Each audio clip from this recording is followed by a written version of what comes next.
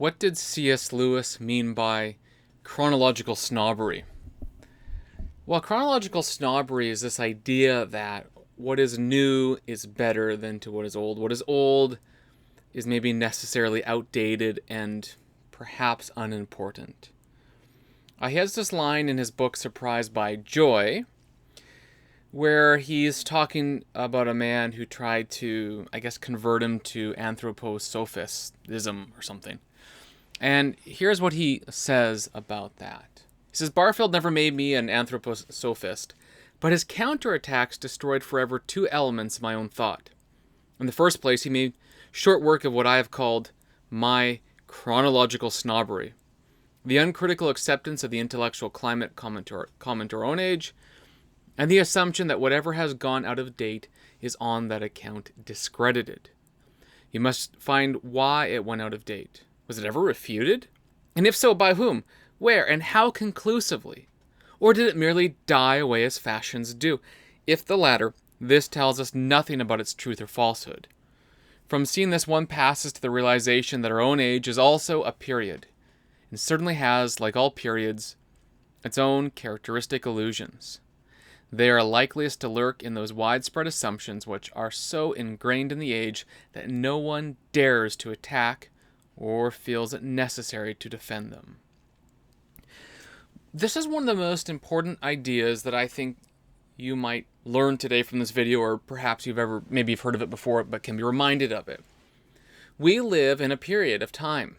And in 50, 80, 100 years, people will look back on us just like we look back on people from earlier periods of time and say, wow, they did things very strangely, or they really misunderstood this, or they were characteristically interested in this thing. Maybe it's not bad or good, but it's just really interesting. And the danger is that we think we are at the edge of history. We are at the cusp of it. We are at the height of it, at the top of the pyramid of history. And everything behind us is worse. And where we are is best. But that can't be true all the time. I know for my part, I read often older books, and sometimes I read commentaries on the Christian Bible. And one thing I've noticed is that about half the time, new commentaries have insight that maybe older writers don't have, and about half the time they lack deep insight that older books tend to have. And the same is true if you go back in time. It's maybe half and half.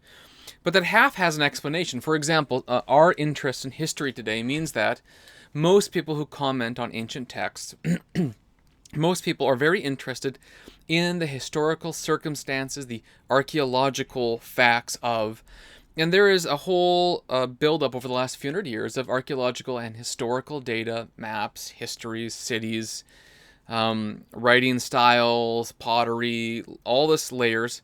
And it's certainly true that if you lived in 850, you probably don't have access to all of those things. And so that 50% isn't like worse or better, it's simply that we are so interested in the historical details that we have more to say about them today, and that people in a different period of time, not that they ignored these details, but either didn't have the same access or viewed other things more importantly. And from my point of view, most of the earlier writers are much better at seeing the underlying structures of thoughts in ancient writings. In this case, I'm talking about Christian scripture, but I think you can see this in some of the ancient commentary traditions as well, if you're maybe into like the commentary tradition of like Platonism or something. Plotinus would be a great example of this. Plotinus is this sort of Neoplatonist, and his interpretation of Platonism, which he believes is the correct one, may very well be the correct one. I'll let other people debate that. But his goal is the underlying structure of Platonic thought, not necessarily, though he wouldn't ignore these things, all the historical details around the life of Plato and the later Platonists, etc. Those things maybe are interesting. Not that this is ignored. For example, Aristotle in his, I believe it's in his Metaphysics. Yes, nearly certain. He goes through the history of philosophy, and he talks about all the different people, what they thought was the really basic truth about philosophy, whether fire was basic, water was basic, air was basic, whether being was basic, etc. And so it's not like that the early people were ignorant of history. That would, again, be a sort of chronological snobbery to think that we're the only ones who know history and they didn't before. But my point to convey is, if we're only reading the newest books, we're only reading contemporary writings, tweets, Instagram videos, YouTube videos, books, etc., we will find that we are locked into the strengths and weaknesses characteristic of our period. It's really important to understand because, yes, everyone agrees we have better dental care today, better health care today in many respects than in 1810. But that doesn't mean that we're better or stronger in every category. Or let's get rid of that language of better and worse and stronger, etc. Let's just say that doesn't mean we don't have blind spots, things that we're just not aware of. I mean, the great benefit of technology is everywhere, and technique to overcome natural limits is everywhere. And yet the same technique or technological fascination both created penicillin and the atom bomb. One, a great work of evil whose goal is to end lives, and one, a great work of medicine whose goal is to preserve lives. Now, technique or technology and science brought us both of those things. And yet, why did we feel like we could transcend the limits of nature to the point that we would create an atom bomb and other technological feats that are perhaps evil? I don't know, but part of the answer is that we have maybe lost something really important. Alistair McIntyre, in his book After Virtue, talks about how we live in a world in which all the objective moral sciences, all the conversations, have essentially been forgotten. And if he's correct, then we're living in this sort of dystopian world in which we have all this great science and technique and technology, and yet we have very little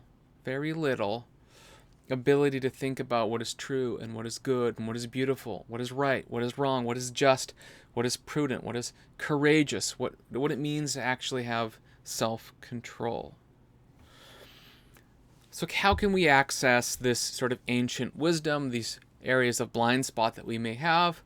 And the answer is, I think you can simply read, usually in translation, of course, ancient works, and you'll find that they are often much easier to understand than newer works. In fact, I would argue that newer academic works as a whole are almost impossible to decipher because, one, the writers typically are not that great because they're just delivering sort of data organized.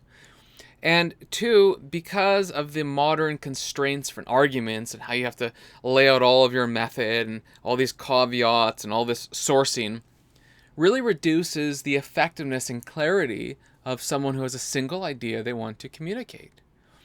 Most works you'll find of great literature don't have that baggage that is characteristic of our time period. There was a certain freedom in earlier periods to say what you meant and to argue to that conclusion. Let me read to you a line from C.S. Lewis on that. He says in this preface to On the Incarnation, which is an ancient work by someone named Athanasius, this was written in the 300s, he says, "This mistaken preference for the modern books and this shyness of the old ones is nowhere more rampant than in theology.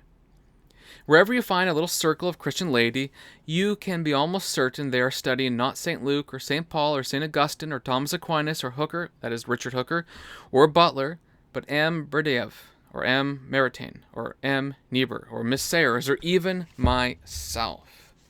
Most of us are privileging the new book, but the new book is on trial. And in fact, what you'll find here, actually says elsewhere, is that a lot of newer books are much easier to understand than older ones.